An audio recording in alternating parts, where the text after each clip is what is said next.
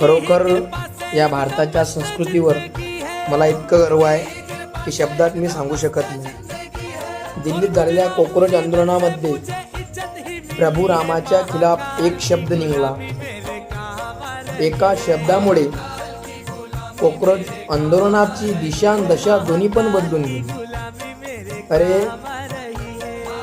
एक गोष्ट कायम लक्षात ठेवा, जे आंदोलन करण्यासाठी तुम्ही दिल्लीच्या तख्तावर जाऊ शकले, उभे राहू शकले, कुठेतरी या सनातन धर्माचे योद्धा तुमच्या माझ्या पिढीसमोर तलवार घेऊन उभे होते हुकुमशाहीच्या अन्यायाच्या विरोधात। म्हणून तुमची आणि माझी पिढी आज स्वतःचा मोबाईल हातात घेऊन बोलू शकते, तुम्ही दिल्लीपर्यंत जाऊन आंदोलन करू शकता।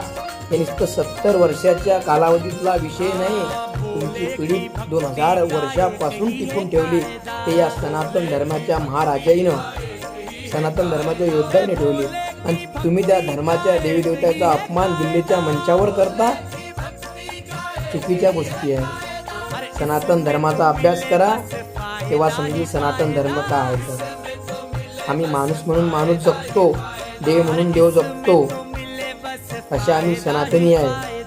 हा, सीताराम।